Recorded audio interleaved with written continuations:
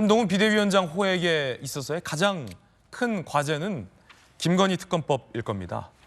김건희 특검법을 완강히 거부하자니 총선을 앞두고 국민 여론이 걱정되고, 김건희 특검 법안을 받자니 민주당이 총선을 앞두고 김건희 특검법을 쥐고 흔들 것이 우려가 될 겁니다. 그렇다면 총선이 끝나고 김건희 특검법을 받는 방안을 제안하자고 하면 대통령실에서는 불편한 반응을 보일 겁니다.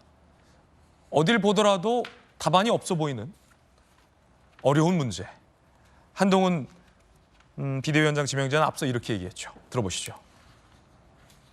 민주당에서 김건희 특검법 추진하는 거 관련해서 입장이 있으십니까? 법 앞에 예외는 없어야 합니다. 그 법안들은 정의당이 특검 추천하고 결정하게 돼 있죠.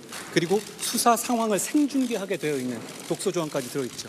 무엇보다 다음 총선에서 민주당이 원하는 선전선동을 하기 좋게 시점을 특정해서 만들어진 악법입니다. 김건희 여사 명품백 수수 의혹에 대해서 민주당이, 기자님도 저번에 말씀하셨지만 민주당이 저한테 꼭 그러고 물어보라고 시키고 다닌다고 그러던데요. 여러 군데다가. 기본적으로 그 내용들을 제가 보면은 일단은 몰카 공작이라는 건 맞잖아요. 알쏭달쏭한 한동훈 비대위원장 지명자의 반응입니다.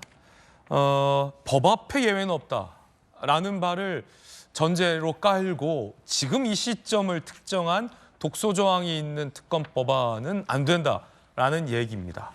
국민의힘 안팎에서는 그렇다면 한동훈 비대위원장 지명자가 독소 조항을 수정해서 총선 직후에 실시된 특검 법안은 받아들이는 것 아니냐라는 전망도 나오고 있습니다만, 대통령실과 국민의힘 내부 반응이 심상치 않습니다.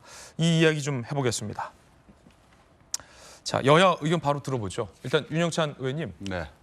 거부하거나 한동훈 비대위원장이 총선 직후에 실시하는 것으로 수정 제안을 하거나 두 가지 선택밖에 없을 것 같은데요. 뭐 저는 두 가지 선택 중에서 결국은 청와대 대통령실이죠. 대통령실의 입장을 받아들일 수밖에 없을 거다라고 그렇게 생각을 거부할 합니다. 것이다. 거부할 것이다. 이미 어제 지금 고위 당정에서 사전 의결을 다 해버렸죠. 결정을. 그런 상황에서 뒤늦게 들어오는 우리 한동훈 비대위원장이 이걸 뒤집어 엎기가 굉장히 어려울 겁니다. 그리고 그걸 뒤집기 위해서는 우리 윤석열 대통령과 정말 정면 충돌하는 모험을 감행을 해야 되는데, 그렇게 되면 결국은 여권 전체가 이 무너지는 그런 상황에 직면하게 될 겁니다. 이런 네. 도박을 하면서까지 한동훈이 과연 보일 것이냐, 나는 이런 게 있습니다라고 밀고 갈 것이냐, 저는 정말 어려운 상황이 될 것이고요. 그것이 자칫 당의 내분으로 가면서 선거에 오히려 악영향을 주는 선으로 가기 때문에 이 부분에 대해서 충분히 인지하고 있고 아마 한동훈 비대위원장도 준비를 하고 있지 않을까 그렇게 보고 있습니다. 예, 결국 거부할 것이다. 저는 거부할 거로 봅니다. 수정 직후 특검 법안을 받아들이는 것을 한동훈 비대위원장이 하고 싶어도 대통령실을 설득해야 할 과제가 남아 있는데 그걸 안 할 것이다. 김희정 전 장관은요. 일단 저는 이 내용을 알려가는 과정에 있어서의 첫 단추를 깬 게 한동훈 비대위원장 지명자이기 때문에 여러 가지 길도 열려 있고 꼭 지금 무리한 입장에 있지 않다라는 생각입니다. 뭐냐면 사실은 그동안 그냥 김건희 특검법 뭐 그러니까 구체적인 내용도 모르고 그냥 받느냐 안 받느냐만 있는 줄 알았습니다만, 한동훈 비대위원장이 이 특검법은 악법이다. 네. 라고 규정을 하고 나니까 구체적으로 악법인 내용이 뭐지? 독소 조항이 뭐지? 라고 언론도 관심을 가지기 시작했고 당내에서도 구체적으로 그 부분에 대해서 국민들에게 알려나가기 시작을 했습니다. 그러다 보니 네. 제일 처음에는 국민들도 여사님 관련된 것도 뭐 다 해야지 이런 여론이 있다가 특검법 안에 이러이런 내용들이 과거 특검법이랑 다르고 이거는 진짜 무리가 있는 거 맞네? 한동훈 장관이 악법이라 얘기할 만하네?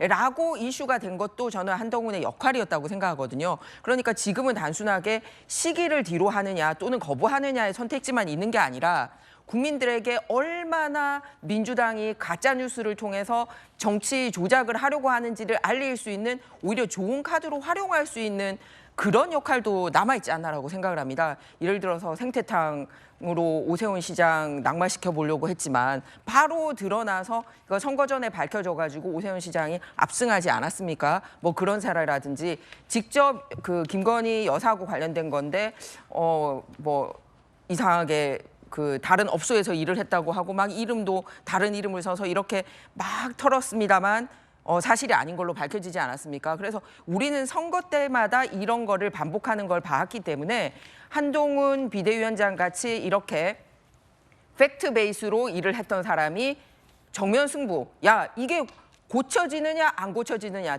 제대로 된 법이냐 아니냐의 싸움으로 몰고 가는 게 낫지 꼭 거부하느냐 마느냐, 선거 이후에 하느냐 마느냐, 이거는 내용과 무관한 것들이거든요. 그런 싸움만 있는 게 아니다. 저는 분명히 묘수를 내놓을 거다. 이런 기대를 합니다. 그렇군요. 결국은 어떤 것들이 독소 조항이다라고 비판하겠습니다만 결과적으로는 거부하는 모양새. 지금 현재 법이라면 악법이기 때문에 안 네. 되는 거죠. 거부 두 분 다 한동훈 비대위원장이 거부할 것이다라는 의견을 내놨어요. 서재현. 3의 길이 있습니다. 근데 이제 한번 얘기하는데 지금 국민의힘이 정말 좀 무능한 정당일 수밖에 없는 게 지금 요즘에 한동훈 장관 제가 어록을 공부 많이 하고 있거든요. 한동훈 장관께서 사회의 모든 게 완벽하고 공정할 수는 없다. 중요한 건 국민이 볼 때 공정한 척, 공정하게 보이려고 노력하는 것이다. 그 뜻이 무엇이냐? 일단 걸리면 가야 된다. 특검에 이게 김건희 배우자가 주가 조작의 그 영상이라 녹취록이 걸린 겁니다. 근데 지금 이양수 원내대변인께서는 2년 동안 문재인 정권이 수사에서 무혐의 종결했다고 하지만 지금도 수사 진행 중입니다. 종결해도 됩니다. 제 입장에서는 맞춰달라는 것인데 그것을 계속 안 하니까 특검으로 온 단계고요.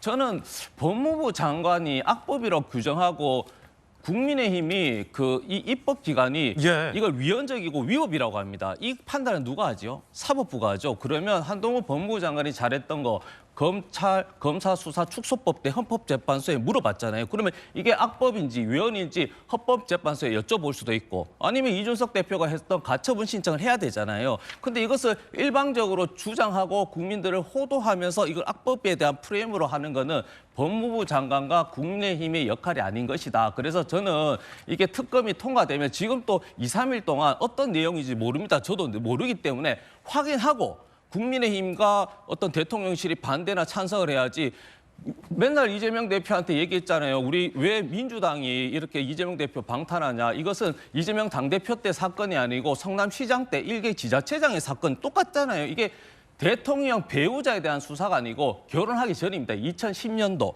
그렇기 때문에 이것을 당과 대통령과 법무부 장관이었던 분이 보호할 필요가 없는 겁니다. 예. 법대로 하면 된다는 말씀 꼭 드리고 싶습니다. 악법이면 헌재 물어봐라 라는 서재현 서부대의 의견. 대통령실 반응은 어떨까요?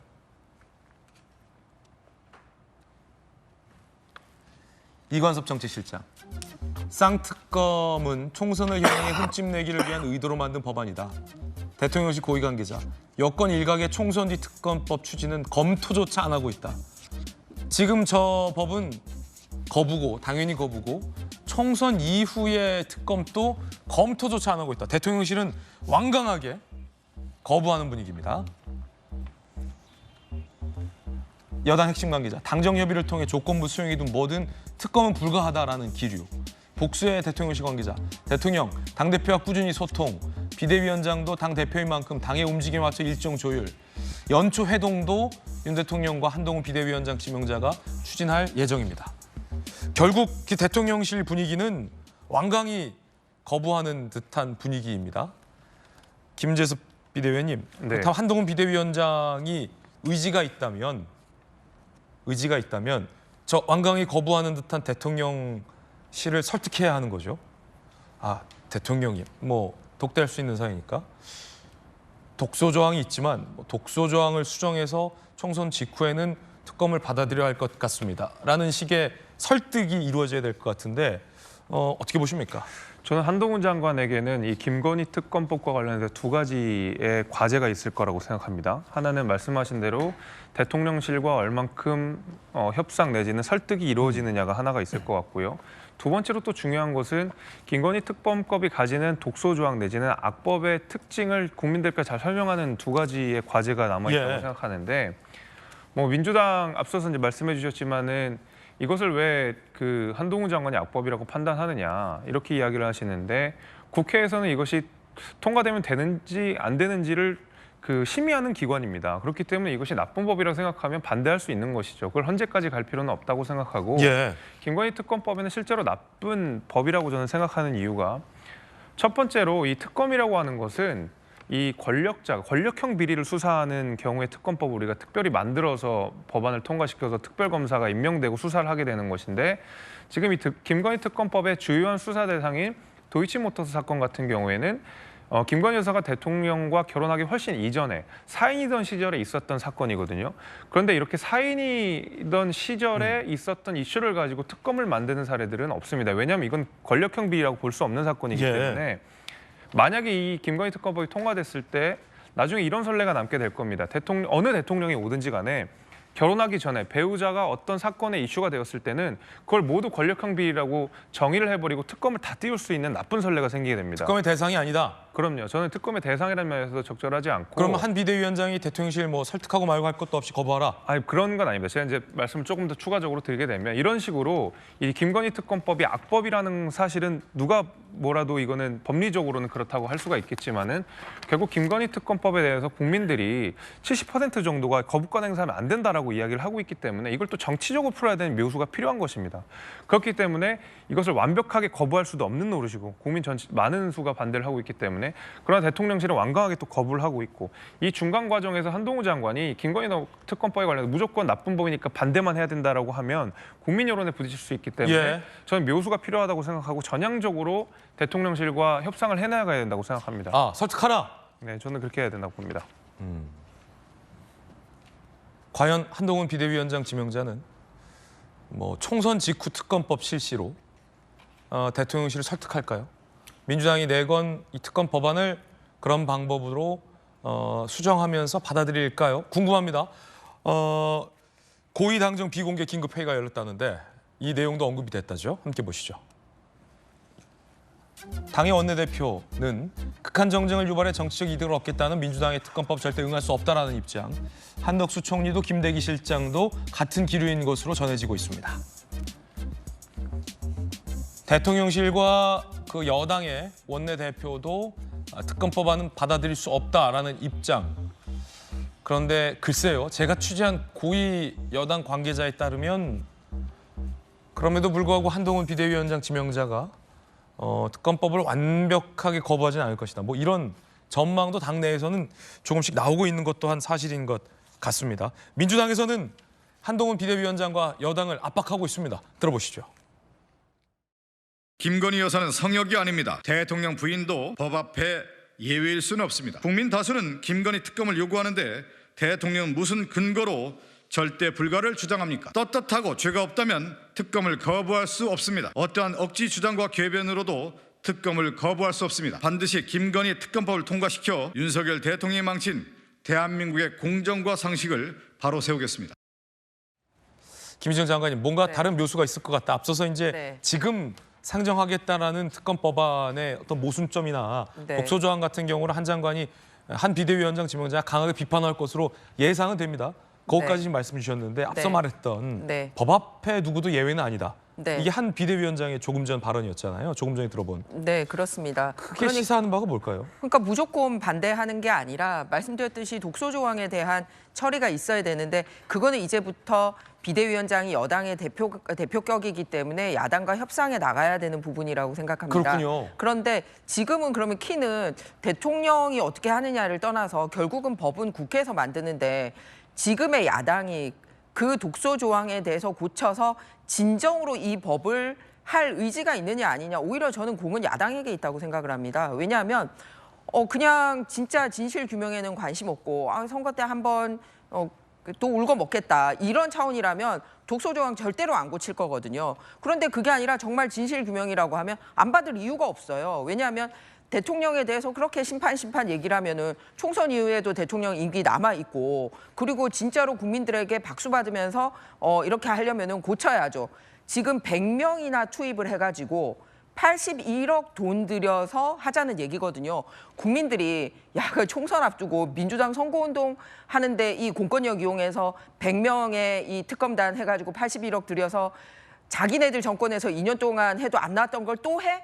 이런 구체적인 내용을 알게 된다면 국민들도 지금으로선 힘들지 않겠냐 이런 겁니다. 그래서 이런 돈을 들여서 하려면 정말 제대로 하자라는 말씀을 드리는 거고, 그게 되느냐 안 되느냐는 민주당 몫이죠. 민주당이 죽어도 우리 못 고쳐 그러면은 한동훈 비대위원장이 선거 이후에 하고 싶어도 못 하는 거지 않습니까?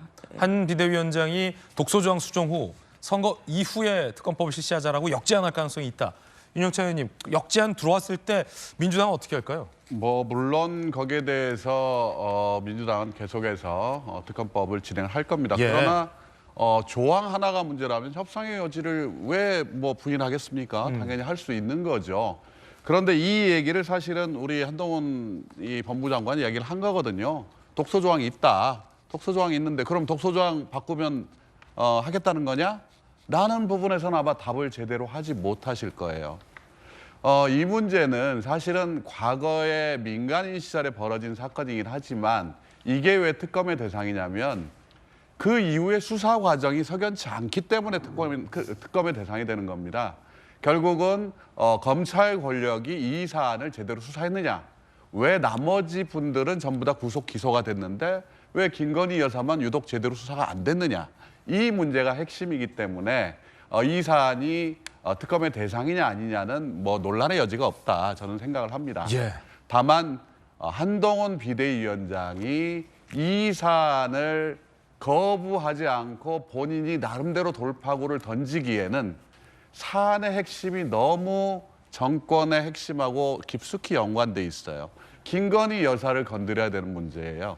이 문제는 아마 대통령이 이 부분을 수용하고 받아들이기가 불가능하다고 저는 보는 겁니다.